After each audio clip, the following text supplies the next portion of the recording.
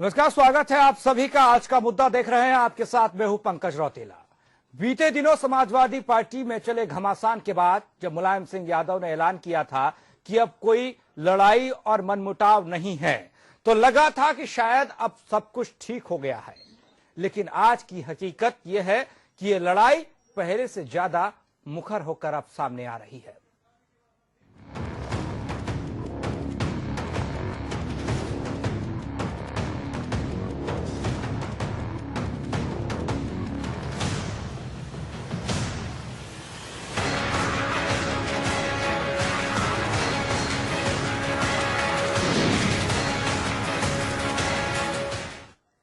अब मोहरों से मात देने की कवायद शुरू हो गई है। प्रदेश में संगठन की कमान संभालते ही शिवपाल यादव ने अपने तेवर दिखाने शुरू कर दिए हैं।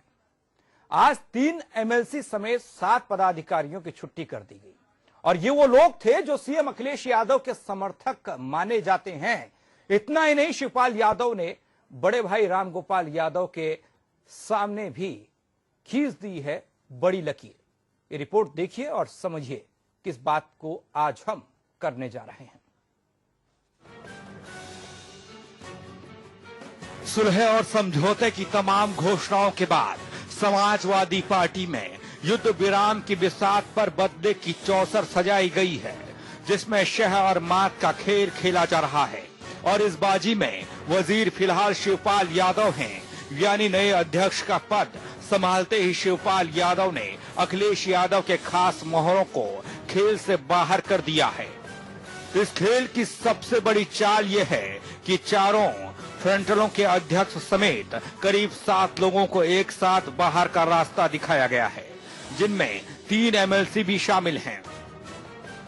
जो भी अनुशासनहीनता करेगा, जो मैंने कहा कि अवैध काम और कहीं पर भी अगर कब्जे वाली शिकायतें मिली उसके खिलाफ कार्रवाई होगी। इधर इस्तीफों की बाढ़ से हड़बड़ाए चाचा ने कल जिला अध्यक्षों और विधायकों को लखनऊ तलब किया है। अब सबसे बड़ा सवाल ये है कि अखिलेश यादव का अगला कदम क्या होगा, क्योंकि सुनील सिंह से लेकर आनंद भदौरिया तक, युवजन सभा से लेकर यूथ ब्रिगेड तक कई पदाधिकारियों के पर कतर दिए गए। वही इस सामूहिक गाज के बाद अखिलेश यादव के समर्थन में तमाम शहरों से इस्तीफों की बाढ़ आ गई है। वैसे भी पर कतरने की प्रक्रिया का ये तो दूसरा पड़ाव है। पहले मौके पर तो शिवपाल यादव ने रामगोपाल यादव के भांजे एमएलसी अरविंद यादव और सीएम के खासम खास राजेंद्र की चलता कर दिया था। हालांकि रामगोपाल यादव के बेटे अक्षय यादव ने तो इस कार्रवाई को प्रोफेसर साहब की प्रतिष्ठा का सवाल बताया था, क्योंकि अरविंद सिंह पर आरोप का सीधा मतलब प्रोफेसर साहब पर निशाना है।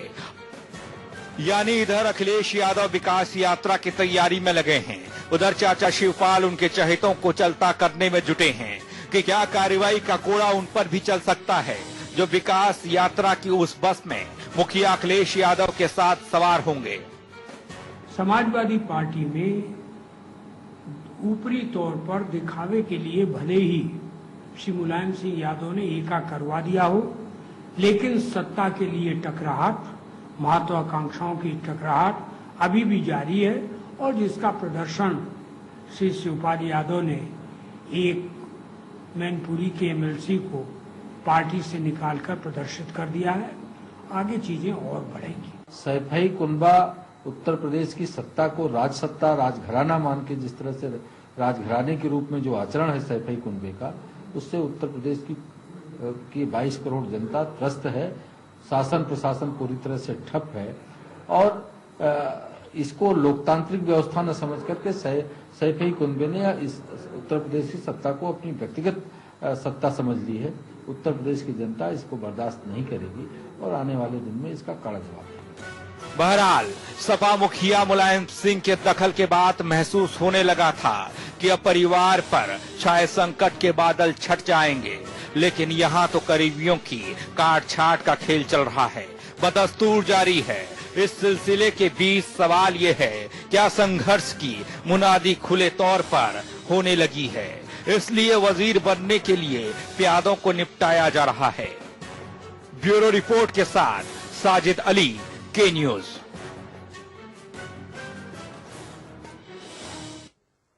वजीर बनने के लिए क्या प्यादों की बलि दी जा रही है, उनको हटाया जा रहा है रास्ते से?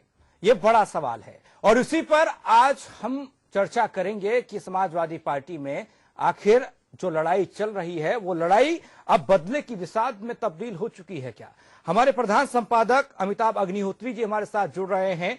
अमिताभ जी, स्वागत भी है और चर्चा की शुरुआत भी इसी से है। अगर मैं गलत ना समझूं तो अब बदले की विषाद बीत चुकी है, प्यादों को निपटाने का काम हो रहा है।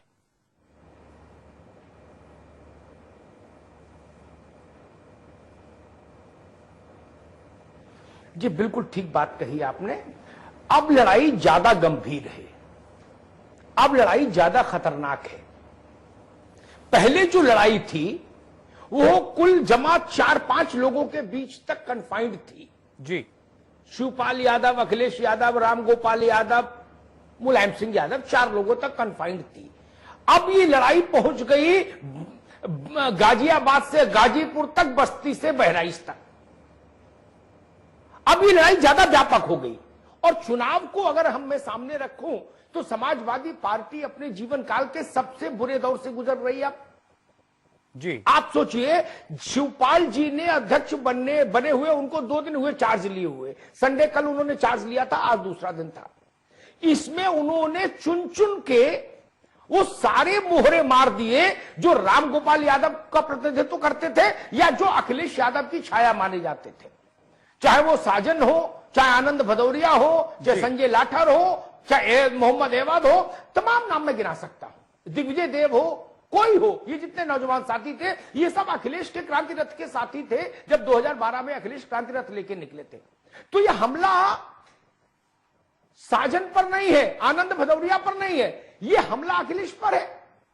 तो अखिलेश को घेरने की कोशिश और रामगोपाल यादव को घेरने की कोशिश।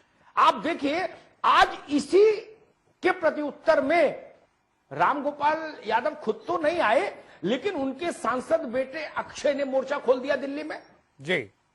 और अक्षय ने कहा, अक्षय जो बोल रहे हैं आप मानिए वो रामगोपाल जी की ही भाषा है। अक्षय ने कहा कि यह मुख्यमंत्री का समर्थन करने की सजा दी जा रही है क्या पार्टी में, कि जो आदमी मुख्यमंत्री का समर्थन करेगा उसको पार्टी से बाहर कर देंगे। ये छोटी बात, और इसमें सबसे ज्यादा विचित्र बात यह है पंकज जी, अखिलेश यादव के लिए, वो जब रथ लेके निकलेंगे विकास रथ, तो सवाल यह है अगर उनके साथ चलने वाले इसी तरह जिवह होते रहे तो फिर उनके साथ कौन चलेगा? हर आपको डर होगा कि चाचा ने अगर मेरी फोटो देख ली भैया के साथ तो मुझे निकाल देंगे जी। आज करीब 150 युवाओं ने, विभिन्न यूथ विंग्स के जो पदाधिकारी थे, उन्होंने इस्तीफे दिए अखिलेश जी के समर्थन में।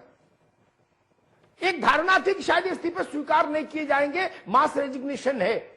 उसमें कुछ लोगों ने खून से भी इस्तीफा लिखकर भेजा था। आज शाम को शिवपाल जी ने सारे इस्तीफे स्वीकार कर लिए, यानी लड़ाई जारी है।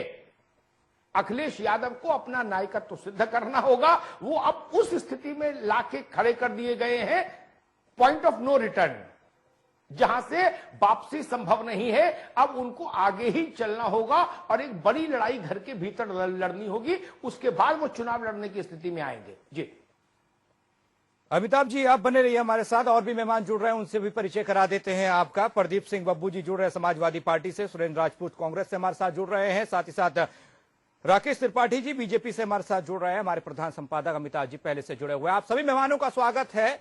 चर्चा की शुरुआत समाजवादी पार्टी के प्रदीप सिंह बब्बू जी से करना चाहेंगे। बब्बू साहब, मुलायम सिंह यादव ने पहल की और लगा कि बादल छट गए हैं, संघर्ष खत्म हो गया है, लेकिन शिवपाल यादव को कार्यभार संभाले 2 दिन हुआ और 2 दिन के अंदर ही जो कार्रवाइयां देखने को मिली हैं, छटनी पर काटने जैसी बातें हो रही हैं। समझाएंगे जरा क्या कुछ चल रहा है संगठन के अंदर?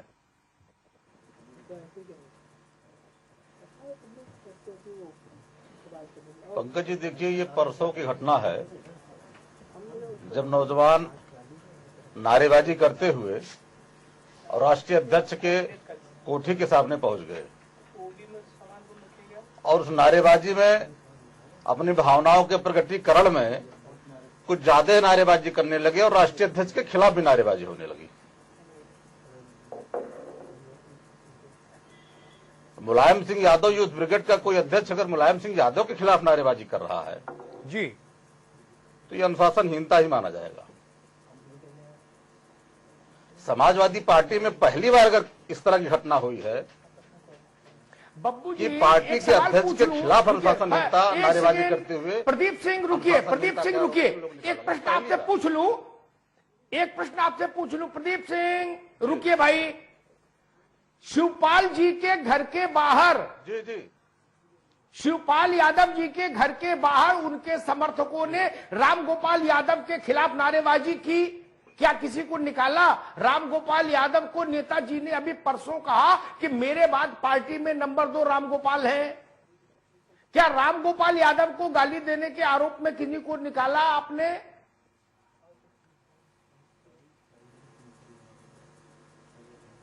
अमिताभ जी, इस बीच जितनी घटनाएं हुई, राष्ट्रीय अध्यक्ष के खिलाफ कहीं नारेबाजी नहीं हुई। अमर सिंह के खिलाफ भी नारेबाजी हुई, उनका पुतला फूका गया, प्रोफेसर साहब के खिलाफ भी कहीं नारेबाजी राष्ट्रीय हुई। अध्यक्ष को छोड़ दो, बाकी सबको गाली दो, कोई दिक्कत नहीं। ठीक है, आपकी बात समझ गया। प्रदीप सिंह रुकिए, प्रदीप सिंह नहीं, राष्ट्रीय अध्यक्ष के खिलाफ नारेबाजी सुरेंद्र राजपूत जी, अनुशासनहीनता की पराकाष्ठा हो गई। क्या आपको ऐसा नहीं लगता कि अब Akhilesh Yadav point of no return पर, आप Akhilesh Yadav point of no return पर पहुंचा दिए गए हैं?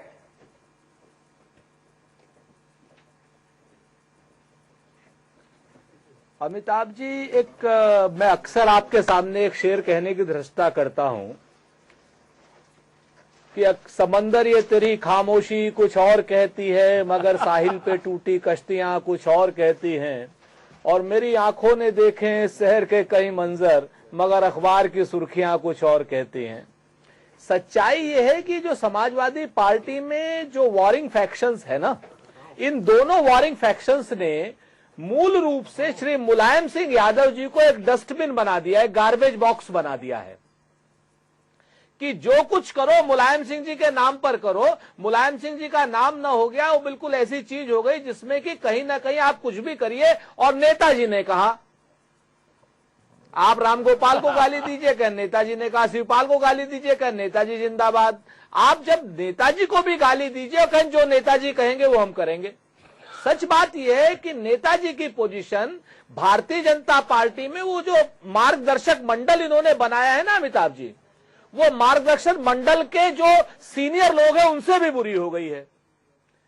ये जो अडवाणी जी और क्या नाम है उनका, मुरली मनोहर जी, हम तो नाम भी भूल गए हैं, उनसे भी बुरी है। सपा वालों ने 4 दिन में ऐसी पोजीशन कर दी, जो 4.5 साल में मुख्यमंत्री ने अपनी इमेज बनाई थी, लीप के पोत कैसे भी उन्होंने अच्छा किया था, और आगे उन्हें राजनीति करनी है, उन्हें अपना रास्ता तय करना है। सही आपने कहा कि उनकी पोजीशन 4.5 दिन में अमर सिंह एंड उनकी कंपनी ने, रामगोपाल एंड उनकी कंपनी ने इतना बुरा डेंट पहुंचाया है कि अखिलेश जी को यह नहीं समझ में आ रहा है कि वो आगे करें तो क्या करें।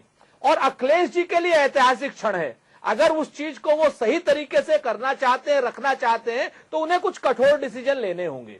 अब यहां पर जो मेरी सूचना, मैं आपको बड़ी स्पष्ट बात बताऊं, मैं थोड़ा क्षमा के साथ बता रहा हूं कि ये कल तक एक माफीनामा तैयार हो जाएगा इन सारे फ्रंटल ऑर्गेनाइजेशन के सीनियर्स का, और जिनके इस्तीफे आज हुए हैं, और परसों नरसों या 10 दिन के अंदर ये सब की सब नूरा कुश्ती फिर से वापस हो जाएगी, पहले भी हुई है। और इसी वजह से आज ये जो मिलने गए थे श्री शिवपाल जी, और उसके बाद जो बात उन्होंने कहा कि कार्यकर्ता संयम का परिचय दे अखिलेश यादव जी ने, तो यहाँ पर मैं एक टिप्पणी राकेश त्रिपाठी से ले लूं। राकेश जी, समाजवादी पार्टी के भीतर जो गृह युद्ध चल रहा है, कुछ लोग कहते हैं कि एक जुमला मैं सोशल मीडिया पर देख रहा हूं कि सीरिया बना सफाई, ये जो स्थिति पैदा हुई, इससे भारतीय जनता पार्टी कुछ अपना लाभ भी उसमें खोज रही है, क्या देख पा रही है?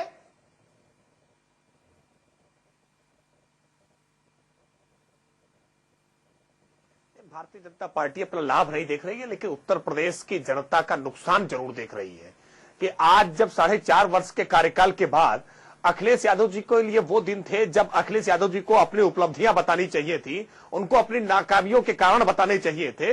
तब वो एक ऐसे पार्टी के नूरा कुश्ती में फंसे हुए हैं जो पहले से स्क्रिप्टेड है। हम इस बात को बार बार कह रहे हैं कि पिता पुत्र के द्वारा पुत्र की छवि को चमकाने के लिए स्क्रिप्टेड नाटक है ये, और विश्वास मानिए कि बहुत जल्द वो क्षण आने वाले हैं जब शिवपाल सिंह यादव जी को एक बार में पूरी तरह से पार्टी से बाहर का रास्ता दिखाया जाने वाला है। देखिए, सरकार की जो भी नाकामियां है, सरकार के खिलाफ जो भी आक्रोश है, जो अपराध, बढ़ता हुआ अपराध है, वो भ्रष्टाचार का मामला हो, इन सबका ठीकरा किसी न किसी व्यक्ति पर फोड़ा जाना है, और वो ठीकरा आखिरकार देखिएगा शिवपाल जी के ऊपर फूटेगा। भारतीय जनता पार्टी अपनी इस थ्योरी पर, जिस तरह की थ्योरी पिता पुत्र ने मिलकर लिखी है, उस पर अब भी कायम है। ये पूरी तरह से स्क्रिप्टेड नाटक है। जिस तरह से अभी सुरेंद्र राजपूत जी कह रहे थे कि इस्तीफे जितने भी हैं या जितनी भी बर्खास्तगियां हैं, ये सब वापस हो जाएंगी। इसमें ये अब तक के पूरे नाटक में राकेश जी, यहाँ मैं एक चीज आपको बता दूं, एक कदम पीछे राकेश त्रिपाठी, आगे चलते हैं। राकेश त्रिपाठी, एक चीज मैं आपको बता दूं, अभी कल मुख्यमंत्री ने एक बड़े अखबार को अपने इंटरव्यू में कहा, उन्होंने बड़े दुख के साथ कहा कि जब भारतीय जनता पार्टी और बीएसपी जमीन पर काम कर रही है, बीजेपी बूथ पर तैयारी कर रही है, तो हम लोग क्या कर रहे हैं। ये उन्होंने कहा कि तब समाजवादी पार्टी क्या कर रही है, क्या दृश्य पैदा हो रहा है। ये मुख्यमंत्री ने कहा, ये उनके शब्द हैं।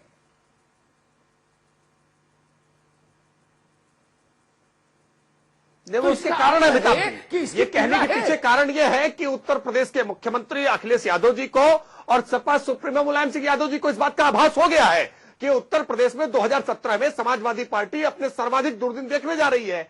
ऐसी स्थिति में सहानुभूति का एक नया तड़का लगा करके अखिलेश यादव की छवि को चमका करके उत्तर प्रदेश के चुनाव में जाया जाए, और जितना भी आक्रोश है जनता के प्रति, वो सारा जनता का सरकार के प्रति, वो सारे आक्रोश का ठीकरा शिवपाल सिंह यादव पर फोड़ा जाए। और उसी की स्क्रिप्ट लिखी जा रही है। शिवपाल सिंह यादव को बाय एंड लार्ज एक बड़े खलनायक की भूमिका में पेश किया जाएगा, और उसके बाद नायक के रूप में अखिलेश यादव की एंट्री होगी। राकेश जी, आपको रोक रहा हूं। अब मोहरों से मात देने की तैयारी हो चुकी है और दिया जा रहा है, पर कतरे जा रहे हैं, काटे जा रहे हैं, छाटे जा रहे हैं समाजवादी पार्टी के अंदर। उसी पर बात हो रही है, कितना फायदेमंद है ये पर कतरना शिवपाल यादव के नजरिए से, समाजवादी पार्टी के नजरिए से, क्योंकि विधानसभा चुनाव बेहद नजदीक है। उसी में हम चर्चा कर रहे हैं। हमारे साथ मेहमान जुड़े हुए हैं, हमारे प्रधान संपादक अमिताभ अग्निहोत्री जी जुड़े हुए हैं। अमिताभ सर, जिस तरीके से हम ये देख रहे हैं, और जो आज सूची आई है 7 लोगों की 3 एमएलसी को जोड़कर, और साथ ही साथ जिन लोगों ने इस्तीफा दे दिया है, इन प्यादों से ही कहते हैं कि जीत मिलती है, आगे यही रहते हैं, हमेशा यही लड़ते हैं, लेकिन इन्हीं को निपटाया जाएगा तो जो चुनाव है वो तो संकट में चला जाएगा समाजवादी पार्टी के नजरिए से भी।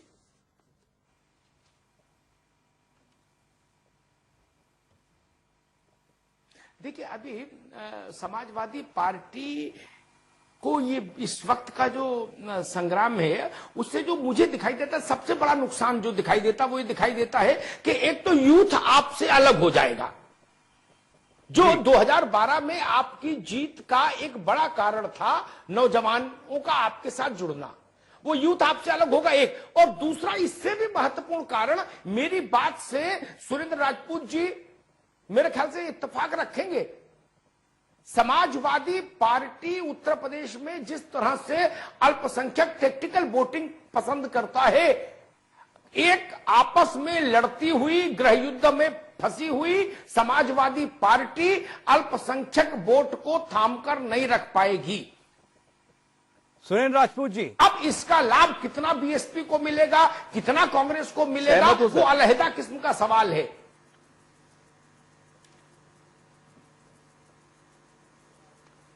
देखिए, 2 बातें बड़ी महत्वपूर्ण हैं अमिताभ जी। बिल्कुल सहमत हूं आपकी इस बात से कि जो इस प्रकार जो बातें आगे आ रही हैं और अल्पसंख्यक वोटों के लिए जो एक स्थितियां हैं, तो इस चुनाव से बहुत ही महत्वपूर्ण चुनाव 2017 में आने जा रहा है, 2019 से पहले सबसे ज्यादा महत्वपूर्ण है। यहां पर जो वारिंग फैक्शंस हैं समाजवादी पार्टी के, यहां पर 2 लोग हैं कहीं ना कहीं, एक तो एक ओल्ड एज वाली है और दूसरा जो है नई जनरेशन है। नई जनरेशन के लिए इस वक्त बड़ा महत्वपूर्ण हो गया है कि वो करे तो क्या करे। टीपू अगर सुल्तान बनेगा, हम और आप 2, 2.5, 3 साल से चर्चा करते आ रहे हैं कि टीपू सुल्तान जब तक नहीं बनेगा, जब तक वो औरंगजेब वाले काम नहीं करेंगे। अब उन्होंने कहीं ना कहीं, मुझे ऐसा लगता है कि वो सब काम करने शुरू किए हैं यहां पर। लेकिन अल्पसंख्यक वोटों की जो बात है ना अमिताभ जी, अल्पसंख्यक वोट बहुत क्लियर है, उसका मन बहुत क्लियर है। ये लड़ाई हो ना हो, कैसे भी हो, चूंकि हम लोग जमीन पे काम कर रहे हैं, उन सारे वोटों ने वर्ग बन करके, धर्म बन करके नहीं, वो वर्ग मजदूरों में है, वो वर्ग किसानों में है, वो वर्ग बेरोजगारों में है, उन लोगों ने वर्ग बन करके डिसाइड कर लिया है कि जिन लोगों ने आरटीआई दी है, आरटीई दी है, राइट टू फूड दिया है, मनरेगा दिया है, जो प्रूव्ड विकास की बात करते हैं, उन लोगों के साथ चलेंगे। ये तो हो गई एक बात। दूसरी बात, जी बड़ी सहानुभूति व्यक्त कर रहे थे शिवपाल जी से, तो ये एक बड़ा पुरानी सी वो नहीं थी गजल कांग्रेस की, हमको हमने मारा, ये भाई ये कांग्रेस का बयान हो गया, दिल हमारा, ये कांग्रेस का बयान हो गया। देखिए इस सच्चाई को आप भी जानते हैं कि ऐसा संभव नहीं, और नाम आएगा राकेश त्रिपाठी, क्या उत्तर प्रदेश में जो अल्पसंख्यक वोट है उसकी पहली प्राथमिकता, पहली कसौटी ये नहीं होती है विधानसभा में कि जो विपक्षी दल भारतीय जनता पार्टी को शिकस्त देने की स्थिति में हो उसके पीछे लामबंद हुआ जाए?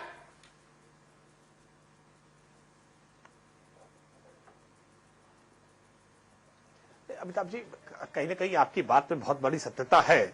जिस तरह से अब तक विपक्षी दलों ने भारतीय जनता पार्टी का भय दिखा करके हमेशा अल्पसंख्यकों के वोट को अपने पाले में खींचने की कोशिश की है, उसके कारण ये वास्तविकता में एक बड़ा भ्रम अल्पसंख्यकों के बीच में है कि भारतीय जनता पार्टी का शासन आएगा तो हम परेशान किए जाएंगे। लेकिन जिस तरह से पिछले 2 वर्षों से ज्यादा हो गए हमारी केंद्र सरकार को, 2.5 वर्ष, इस शासन काल में अल्पसंख्यकों के लिए जो हमने काम किए हैं उनके साथ किसी तरह का कोई भेदभाव नहीं हुआ है। मुझे लगता है विकास के हमारे मापदंड पर अल्पसंख्यक भी हमारे साथ जुड़ेंगे।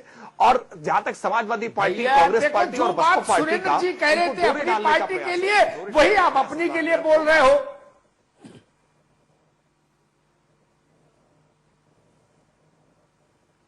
देखिए, सुरेंद्र जी की बात तो उत्तर प्रदेश की जनता ने 2014 के चुनाव में पूरी तरह से नकार दी है। ये जितनी उपलब्धियां गिना रहे हैं, ये सारी उपलब्धियां गिना के 2014 के चुनाव में गए थे और कुल जमा 2 सांसद उत्तर प्रदेश से, एक हारते हारते राहुल जी भी बचे और दूसरी सोनिया जी, और जिनको पूरी तरह से समाजवादी पार्टी का उत्तर प्रदेश में समर्थन था। इनकी और समाजवादी पार्टी की ओर से कोई कैंडिडेट यदि खड़ा होता और मुस्लिम वोटों का कुछ बंटवारा हुआ होता तो निश्चित तौर पर ये दोनों कैंडिडेट भी हार गए होते। जितनी उपलब्धियां कांग्रेस पार्टी बता रही है, उन उपलब्धियों को 2014 में खूब गा गा करके बताया था, लेकिन बुरी तरह से पराजित हुए। मुझे लगता है अब भी इस हार को स्वीकार अब तक नहीं कर पाए हैं। 2017 के उत्तर प्रदेश के चुनाव के परिणामों के बाद कांग्रेस को अपनी वास्तविक स्थिति का फिर से अंदाजा हो जाएगा।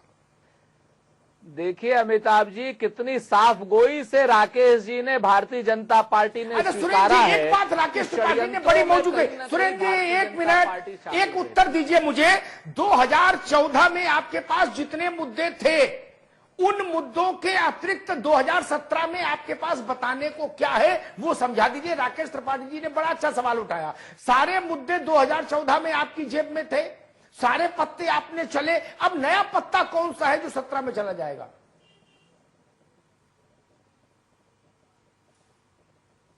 अमिताभ जी, देखिए 2014 में जो मुद्दे थे, जो हम मुद्दे बता रहे थे लोगों को, उनका असर आने में जो अपने आप में दिक्कतें लोगों को दिखाई दी हैं, कि जो जुमलेबाजियों की बात आई, जो किसान भूमि अधिग्रहण की बात हुई थी, और भूमि अधिग्रहण में जो भारतीय जनता पार्टी 5 काले कानून लाई थी किसानों के मुखालिफ, किसानों के विरोध में, उन 5 काले कानूनों को अगर किसी पार्टी ने पूरे देश में हटाने का काम किया और भारतीय जनता पार्टी को दबाव में देने का काम किया है, तो वो कांग्रेस पार्टी थी। उन 5 मुद्दों को हटाया। लैंड एक्विजिशन बिल की वजह से किसान की पोजीशन ठीक हो रही है, एक बात। दूसरी बात, हम लोग भारतीय जनता पार्टी के ऊपर दबाव दे रहे हैं कि किसानों के कर्जे माफ करो, उनकी बिजली हाफ करो। तीसरी बात, हम किसानों के लिए भारतीय जनता पार्टी के ऊपर दबाव दे रहे हैं कि स्वामीनाथन रिपोर्ट लागू करो।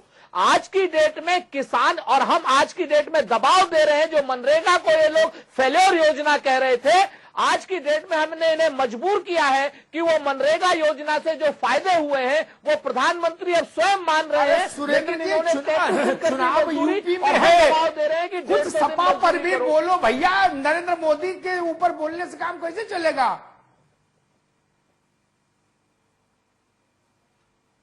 देखिए, जो समाजवादी पार्टी का जो कुशासन है, समाजवादी पार्टी का जो कानून व्यवस्था की परिस्थितियां हैं, जो समाजवादी पार्टी की जो स्थितियां आज की डेट में पूरे प्रदेश में जो वारिंग फैक्शंस है, इसमें हमें बोलने की जरूरत ही नहीं है।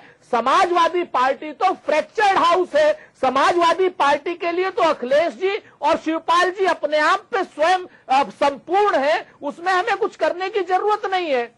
बीएसपी इस समय एक डिमोरलाइजिंग फोर्स है, उसमें हमें कुछ करने की जरूरत नहीं है। भारतीय जनता पार्टी को भ्रम जाल में जिस तरीके से उत्तर प्रदेश में सुरेंद्र राजपूत कह रहे हैं कि समाजवादी पार्टी से लड़ने के लिए कुछ नहीं करना, वहां तो आपस के जो नेता हैं, घर के सदस्य हैं, वही आपस में निपटाए दे रहे हैं पार्टी को। प्रदीप सिंह, नहीं, ये भ्रम है हमारे कांग्रेस के साथियों का और हमारे जो भाजपा के साथी उनका भ्रम है। जो ये लोग कह रहे हैं कि कुछ नहीं है, उत्तर प्रदेश की जनता देख रही है कि इन साढ़े चार सालों में समाजवादी सरकार ने कितना काम किया है। हम अपने विकास के मुद्दों को लेकर लोगों के बीच में जाएंगे। ये तय है कि अखिलेश यादव हमारे चेहरे हैं और अखिलेश यादव के नाम पे आज भी उत्तर प्रदेश का नौजवान, उत्तर प्रदेश का किसान, उत्तर प्रदेश का मजलूम, उत्तर प्रदेश का अल्पसंख्यक उनके साथ है। तो निश्चित रूप से हम अखिलेश यादव, वो नौजवान इस्तीफा दे रहा है आज आपकी पार्टी से, समाजवादी पार्टी। प्रदीप सिंह बब्बू जी, यही नौजवान है, यही नौजवानों के पदाधिकारियों को हटाया गया है। प्रदीप जी, रोक रहा हूं आपको, एक छोटे से ब्रेक के लिए मेरे को जाना पड़ रहा है, लेकिन यह अहम सवाल यह है कि नौजवानों का जिक्र आप कर रहे हैं, लेकिन नौजवान ही थे जिन्होंने 2012 में मेहनत की और यहां पर सरकार बनाई समाजवादी पार्टी की। लेकिन युवा अलग थलग पड़ रहे हैं, आज विरोध कर रहे हैं। समाजवादी पार्टी को सोचना तो पड़ेगा युवाओं से, क्योंकि चुनाव नजदीक है।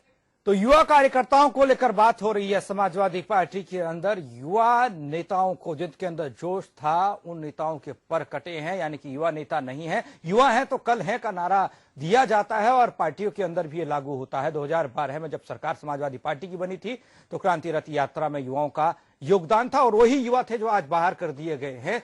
यही सवाल प्रदीप सिंह बब्बू जी से भी है। इससे पहले हमारे प्रधान संपादक अमिताभ अग्निहोत्री जी ने भी पूछा था कि अमिताभ सर, जिस तरीके से हम लोग देख रहे हैं, आपने सवाल किया था बब्बू साहब से, उसका जवाब भी लेंगे कि घर में ही झगड़ा हो रहा है तो बाहरी लोगों को यहां पर जहमत उठाने की जरूरत ही नहीं है। अपने आप पार्टी के अंदर जो घट रहा है उससे बाहरी लोगों को फायदा हो जाएगा। लेकिन युवा को लेकर चुनाव नजदीक है और आपने भी कहा कि युवा कार्यकर्ताओं ने 2012 में सरकार बनाने में अहम योगदान दिया था और ऐसे में अब जो तमाम युवा कार्यकर्ताओं को ही बाहर किया गया, युवा पदाधिकारियों को ही बाहर किया गया, नुकसान फायदा किस तरीके से समाजवादी पार्टी आगे बढ़ पाएगी?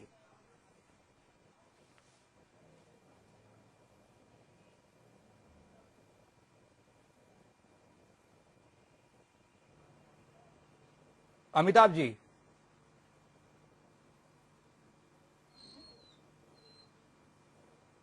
देखिए, मैं वही बात कहूं, समाजवादी पार्टी के पास जो यूएसपी थी, यूनिक सेलिंग पॉइंट जिसको हम लोग बोलते हैं अंग्रेजी में, वो यूएसपी क्या थी? युवा जोश जी। उत्तर प्रदेश सरकार की रिंगटोन क्या है? सीयूजी नंबर की। राकेश त्रिपाठी को भी पता होगा, सुरेंद्र जी को पता होगा, प्रदीप सिंह को भी पता होगा। किसी अधिकारी के फोन पे लगाओ घंटी तो आवाज आती, युवा जोश, युवा जोश। यूथ ही था आपका यूएसपी। आपने अपनी पार्टी से सारे यूथ तो निकाल दिए। कोई टावर पर चढ़ रहा है, कोई खून से चिट्ठी लिख रहा है, जूतों में दाल बट रही है। यही आनंद भदौरिया था, यही सुनील साजन था, जो बसपा सरकार में जिनको गिरा के लखनऊ में जिनके चेहरे पर पुलिस के अधिकारियों ने बूट रख दिए थे, इतना संघर्ष किया था। ये लहूलुहान हुए थे सारे आप ही के पार्टी के नौजवान लड़के, और इन्होंने अखिलेश यादव की यात्रा को सफल बनाया था। प्रदीप सिंह पता नहीं उस वक्त क्या कर रहे थे। अखिलेश यादव की जो यात्रा निकली थी 12 में, उसमें कोई बड़े बूढ़े तो चले नहीं थे जी। ये लोग दूसरी पार्टी के सुरेंद्र जी, राकेश जी, लेकिन इन्होंने भी देखी होगी यात्रा। वहां बूढ़े तो गए नहीं थे, नौजवान नहीं थे उसमें, वहां हजारों नौजवान गए थे ना, वहां पारसनाथ यादव तो गए नहीं थे। यही लड़के थे ना जिन्होंने लड़ाया था, जिन्होंने अखिलेश जी की यात्रा को सफल बनाया। तो अब सवाल उठता है, जब आपने उनको बाहर का ही रास्ता दिखा दिया, सबकी सेवा समाप्त कर दी, तो आपका जो यूएसपी था यूथ, वो यूएसपी तो आपके हाथ से फिसल गया। प्रदीप सिंह बब्बू जी, सवाल आपसे है, युवाओं के पर कतरे हैं, युवा पदाधिकारियों को बाहर का रास्ता दिखाया है। हमारे यूएसपी मुख्यमंत्री अखिलेश यादव हैं, यूएसपी मुख्यमंत्री अखिलेश यादव हैं अमिताभ जी, और जिनको रास्ता दिखाया वो अनुशासनहीनता के आरोप में रास्ता दिखाया गया है। आपको प्रदीप जी, आपको शायद घटनाओं की जानकारी नहीं है। अरे अकेले, अरे भाई अकेले तो विवेकानंद भी कुछ नहीं कर लिए, अखिलेश जी क्या कर लेंगे? आप अलग झंडा लिए घूम रहे हो।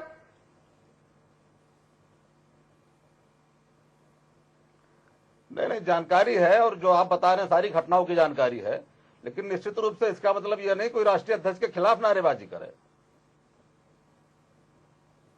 प्रदीप सिंह बब्बू जी, संघर्ष किया था, इन नौजवानों ने संघर्ष किया है जी, और हम लोग किया है और आज भी कर रहे हैं। क्या यूथ वाला जो यूएसपी था, संघर्ष किया था, समाजवादी पार्टी का, वो डाइल्यूट हुआ है?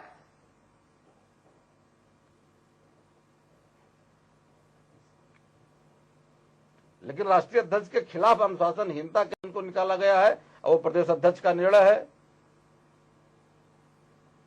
मुख्यमंत्री जी ने भी कहा है कि आप संयम रखें, कोई इस्तीफा न दे। लेकिन बब्बू साहब फिर भी इस्तीफे हो रहे हैं, 150 से ऊपर इस्तीफे हो चुके हैं। प्रदेश अध्यक्ष ने भी कहा कि हमारे अगले मुख्यमंत्री अखिलेश यादव जी होंगे। नहीं, मुख्यमंत्री जी ने अपील की है। ये ठीक है बब्बू सिंह, मुख्यमंत्री जी की अपील कौन सुन रहा है? नेताजी की अपील तो कोई सुन नहीं रहा। समाजवादी पार्टी की थी, और कम से कम अखिलेश यादव के रहते सबसे बड़ा जो आकर्षण था वो यूथ था सपा में, और यूथ के साथ ही जो दृश्य आज उत्पन्न हुआ है, क्या आपको लगता है एक राजनीतिक प्रेक्षक के तौर पर कि यूथ वाली यूएसपी समाजवादी पार्टी की डाइल्यूट हुई है, कमजोर हुई है? अखिलेश यादव के कमजोर होने का मतलब सपा में ये युवा का आकर्षण कम होना।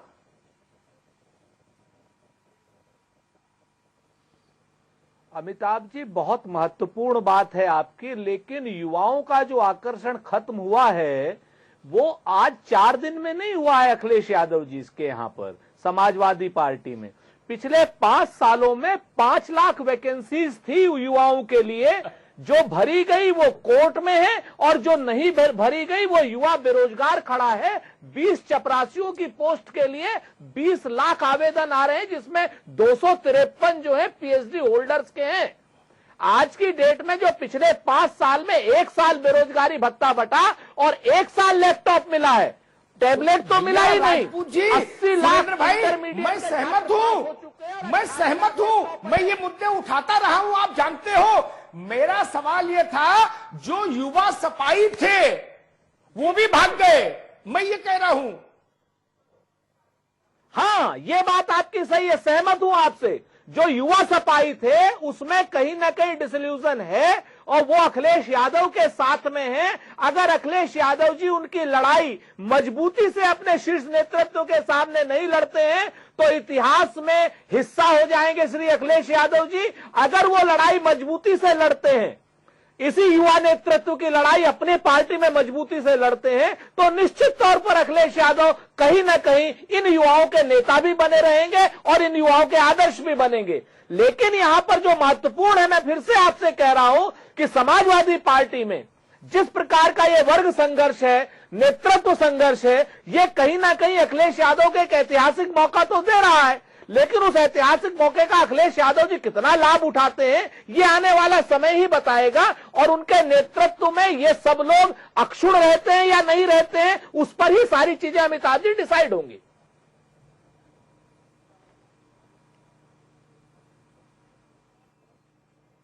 जी राकेश त्रिपाठी, जो बात मैंने सुरेंद्र भाई से पूछी वही पूछता हूं। जो सपा से जुड़ा यूथ था, पूरा प्रदेश का यूथ नहीं, जो सपा से जुड़ा यूथ था, वो सपा से अलग हो रहा है क्या?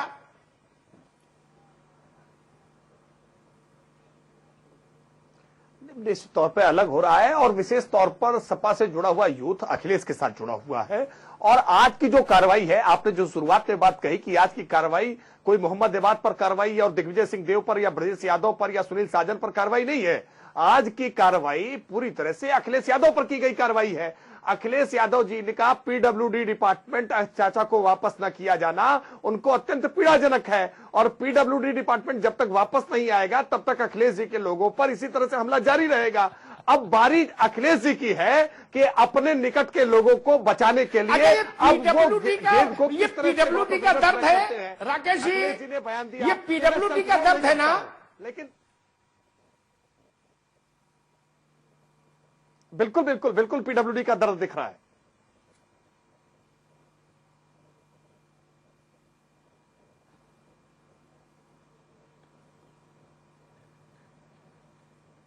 प्रदीप सिंह बब्बू जी, पीडब्ल्यूडी का दर्द दिखाई दे रहा है, यहाँ पर सभी लोग ये मान रहे हैं। हालांकि अब जो 13 विभाग उनको दे दिए गए, जो बजट पहले था उस बजट के मुकाबले अभी का बजट तो बिल्कुल भी नहीं है। हाँ, ये गलत है। युवाओं को भगाएंगे।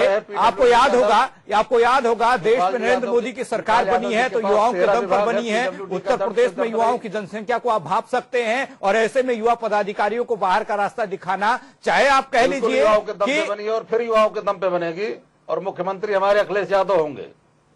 एक छोटे से ब्रेक के लिए हम यहाँ रुक रहे हैं। प्रदीप सिंह बब्बू जी, बहुत बड़े सवाल हैं और भी सवाल है, अमित ही जानेंगे। एक सवाल इतना बड़ा है कि अब इन चुनौतियों से अखिलेश यादव अपने आप को कैसे पार पाएंगे। एक छोटा सा ब्रेक, जल्द वापस आ रहे हैं और इसी सवाल पर बात करेंगे कि अखिलेश यादव के लिए अब ये कितनी बड़ी चुनौती है। दम दिखाया है उन्होंने, दिल ठोक कर उन्होंने बात कही है, लेकिन बात अखिलेश यादव को भी अब करनी होगी। यहां से भी आया, इस विषय का कोई अर्थ नहीं। अब मूल प्रश्न इतना है कि अखिलेश यादव को उनके घर में घेरने की जो कोशिश हो रही है घर के भीतर से, प्रदीप सिंह जैसे लोग नहीं मान पाएंगे। इनको मानना भी नहीं चाहिए ये बात, इनकी नौकरी चली जाएगी। जब राजन से वो साजन चला गया, आनंद भदौरिया जैसे लोग शहीद हो गए जी, तो प्रदीप सिंह बोल के कहां जाएंगे? ये लोग इतने ताकतवर थे, संजय लाठर और सब लोग। मैं नहीं चाहता कि ये बोले भी, ये बोलेंगे तो संकट में फंस जाएंगे। लेकिन ये सच है कि अखिलेश यादव घर के भीतर घेरे जा रहे हैं। अब ये अखिलेश यादव पर निर्भर करेगा कि वो इस चुनौती को अवसर में तब्दील करते हैं या इस चुनौती के सामने घुटने टेकते हैं। सुरेंद्र जी, ठीक बात है ना? बिल्कुल सही कहा अमिताभ जी। अभी आपने अगर मेरी बात पहले की हो तो कहीं ना कहीं उसका एक्सटेंशन है और मैं आपसे पूर्ण तरीके से सहमत हूं कि इस चुनौती को अखिलेश जी अवसर के रूप में इस्तेमाल करते हैं या इतिहास की गर्त में जाते हैं, ये अखिलेश जी को तय करना पड़ेगा। लेकिन जो अखिलेश जी की भाव भंगिमाएं हैं पिछले दिनों की, वो कहीं ना कहीं बहुत कुछ कहती हैं। राजनीति में हो चाहे युद्ध नीति में हो, कभी कभी बड़ी जीत के लिए शायद छोटे छोटे किले हारे जाने की बात की जाती है, ऐसा हमने सीखा है। तो ये अपने आप में सच है। अब अखिलेश जी को तय करना पड़ेगा। यहां पे एक महत्वपूर्ण बात और है अमिताभ जी, आप इस सारी टूट का, इस सारे फ्रैक्चर का भारतीय जनता पार्टी को बड़ी अंदर तक की खबर है और भारतीय जनता पार्टी के अमर सिंह जी से और फलाने सिंह जी से संबंध भी जग जाहिर है। तो कहीं ऐसा तो नहीं है जो सहानुभूति की चीजें हैं और ये जो सारी चीजें, ये राकेश त्रिपाठी कहीं और हो रही हो, जहां इशारा कर रहे हैं, आप समझ रहे हैं ना? लास्ट टिप्पणी राकेश त्रिपाठी, अंतिम टिप्पणी आपकी। अमर सिंह जी के किससे संबंध है ये तो देश जानता है।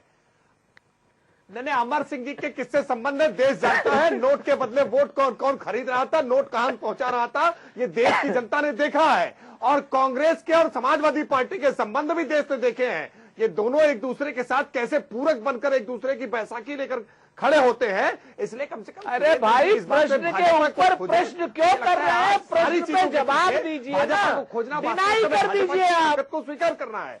भारतीय जनता पार्टी की मजबूत स्थिति से वास्तविकता में घबराहट है और उस घबराहट में इस तरह के अनाप शनाप आरोप लगाए जा रहे हैं। भारतीय जनता पार्टी उत्तर प्रदेश के विकास के लिए, उत्तर प्रदेश की जनता की समस्याओं के लिए चिंतित है कि आज डेंगू की जिस तरह से पैर पसार रखे हैं, आज जिस तरह से उत्तर प्रदेश में बिजनौर में सांप्रदायिक तनाव की घटना हुई है, उत्तर प्रदेश के लिए भारतीय जनता पार्टी की चिंता बहुत वाजिब है और जायज है।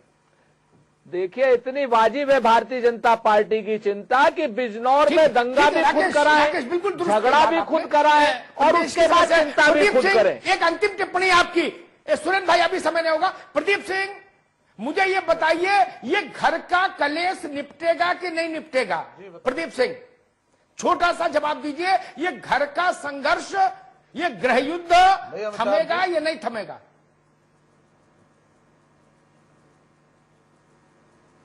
नहीं, घर का कलेश निपट चुका है, न कोई गृह युद्ध है।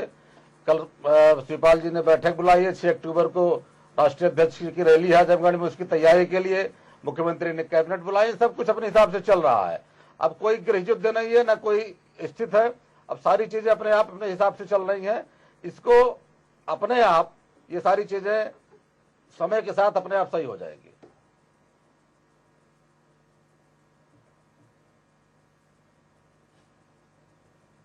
प्रदीप सिंह बब्बू जी, समय के साथ सब चीजें सही हो जाएंगी। सही हो जाए तो बेहतर है समाजवादी पार्टी के लिए भी। और जिस तरीके से चीजें चल रही हैं, समय कम है हमारे पास। अमिताभ जी आपके पास आ रहे हैं। अब कल शिवपाल यादव ने जो बैठक बुलाई है अपने कार्यालय में, और मुख्य कार्यालय में बैठक बुलाई है। हालांकि रैली को लेकर ये बुलाई गई होगी, लेकिन तमाम विधायकों और जिला अध्यक्षों को इसमें बुलाया गया है। इस पर भी एक टिप्पणी और साथ ही साथ आज के इस पूरे विश्लेषण पर, इस माहौल को किस तरीके से आप देखते हैं, आपकी संपादकीय टिप्पणी भी।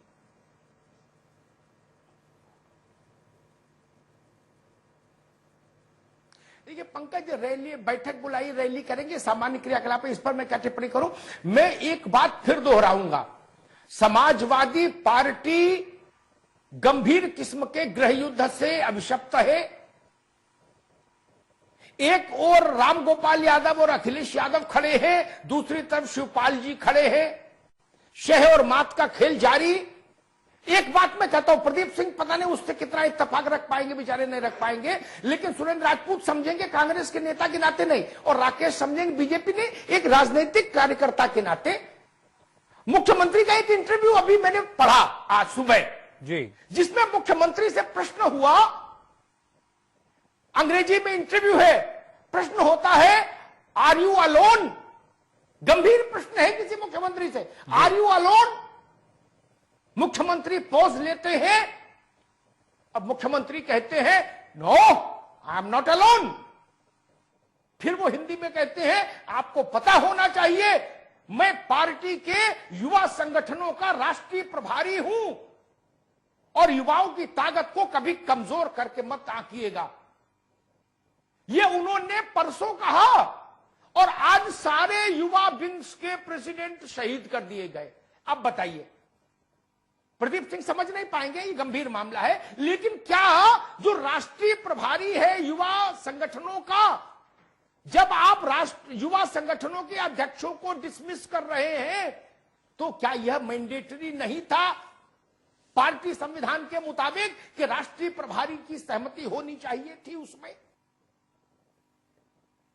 नहीं, आपने तो राष्ट्रीय प्रभारी को बताया भी नहीं। और परसों अखिलेश जी बोल रहे थे कि मुझे नेताजी ने राष्ट्रीय प्रभारी बनाया है। Never under estimate the power of youth. क्या हुआ? उनका चेहरा तो ध्वस्तीभूत हो गया। परसों वो कह रहे थे no no no, I am not alone, युवा मेरे साथ है, I am incharge, I am national incharge of the all youth wings of the party. क्या हुआ? ठेंगा दिखा दिया। ऐसी परिस्थितियों से आप चुनाव लड़ेंगे? और जिन लोगों को दिवा स्वप्न देखने की आदत है वो देखें। भाजपा, कांग्रेस और बसपा सबको आप मान के चलो, किसी को 4 लड्डू, किसी को 2 लड्डू, किसी को 1 लड्डू मुफ्त मिल गया बिना मेहनत के। ये परिस्थिति पैदा कैसे हुई? ये किसी ने आज कहा कि मुझे लग रहा है ये एक प्राइवेट लिमिटेड कंपनी में डायरेक्टर्स के बीच शेयरों की लूट खसोट जैसी लड़ाई है क्या? जी, किसी राजनीतिक पार्टी में ऐसा युद्ध होता है क्या? कौन है लोग? पिता, पुत्र, चाचा, यही लोग हैं ना। और कैसा संघर्ष हो रहा है? प्रदीप सिंह कह रहे कोई लड़ाई नहीं। शुतुरमुर्ग बालू में अपने सिर डाल लेता है और सोचता है आंध तूफान टल गया। अक्षय यादव ने आज क्या कहा, इनके संज्ञान के लिए बता दें। और प्रदीप सिंह के लिए तो अक्षय यादव बहुत बड़े आदमी हैं जी। अक्षय ने कहा मुख्यमंत्री के समर्थन की कीमत अगर कार्रवाई है तो मेरे खिलाफ कार्रवाई करके दिखाइए। क्या ये लड़ाई नहीं चल रही क्या? ये मोहब्बत है क्या? ये इजहार इश्क है? ये ताजमहल के नीचे फोटो खिंचाई जा रही है क्या? क्या है? और आप मानने को तैयार नहीं समाजवादी पार्टी के लोग, आज भी धूल झोंकना चाह रहे हैं, कह रहे जी कोई संघर्ष नहीं है, हम लोग तो भाई भाई हैं, बड़ा मोहब्बत से रह रहे हैं। वहां तलवारें चल रही, रक्तपात हो रहा, राजनीतिक रक्तपात जी। और समाजवादी पार्टी के प्रवक्ता और नेतागण सार्वजनिक तौर पे कह रहे नहीं नहीं बहुत ही कोजी एटमॉस्फेयर है, बहुत ही मोहब्बत से जी रहे हैं पार्टी में सब लोग। इस सत्य से मुंह चुरा के कहां तक रहिएगा? और सबसे हैरानी की बात, जो मैं नहीं कह रहा, आपके मुख्यमंत्री ने कहा कि दूसरी पार्टियां जब चुनाव की तैयारी में लगी हैं तो समाजवादी पार्टी आपसी कलह से जूझ रही है, ये मुख्यमंत्री ने कहा जी। मैं नहीं कह रहा। पता नहीं प्रदीप सिंह सुनते भी है कि नहीं सुनते उनकी बात जी, लेकिन उन्होंने कहा। ये सुरेंद्र राजपूत थोड़ी ना कह रहे, राकेश नहीं कह रहे, ये तो आपका नेता कह रहा, जिसको आप दूल्हा बनाना चाहते हो। और एक बात और कहूंगा, बड़ी पीड़ा से शायद उन्होंने कहा होगा, जब उनसे प्रश्न हुआ कि आप 17 में पार्टी का चेहरा होंगे, तो उन्होंने केवल इतना जवाब दिया, नेताजी डिसाइड करेंगे। आपने उस आदमी का कॉन्फिडेंस इतना लो कर दिया ले जाके जी। दूल्हा कह रहा है कि आप दूल्हा हो, करना ना अभी तो मेरे वो आएंगे बाबा, वो तय करेंगे मैं दूल्हा हूं या कोई दूसरा। और बारात चलने को है दरवाजे, कैसे कैसे पार लगेगी नैया भैया? ये सोच लीजिए, बड़ी विकट है डगर पनघट की प्रदीप सिंह जी। एक को डुबोगे तो सब डूबोगे, ये जान लो। बहुत बहुत धन्यवाद। जिस तरीके से एक को डुबोगे तो सब डूबोगे। प्रदीप सिंह बब्बू साहब, बहुत बहुत शुक्रिया। आपका जो जवाब चाहिए था वो जवाब तो आपसे मिला नहीं। सुनील राजपूत जी, आपका भी बहुत बहुत शुक्रिया। राकेश त्रिपाठी जी, आपका भी बहुत बहुत शुक्रिया। और अमिताभ अग्निहोत्री जी, प्रधान संपादक हमारे साथ जुड़े हुए थे, आपके भी विश्लेषण के लिए बहुत बहुत शुक्रिया सर। तो आज के मुद्दे में जिस तरीके से जवाब चाहिए था, समाजवादी पार्टी के प्रवक्ता हो या कार्यकर्ता, ये मानने को तैयार नहीं है कि समाजवादी पार्टी के अंदर जो तमाम चीजें घट रही हैं वो सही हैं। अभी भी कह रहे हैं मोहब्बत है, लेकिन देखने वाली बात है कि किस तरीके से मोहब्बत रंग लाती है आने वाले समय में। इस प्रोग्राम में फिलहाल इतना ही। आप बने रहिए बाकी खबरों के लिए के न्यूज के साथ।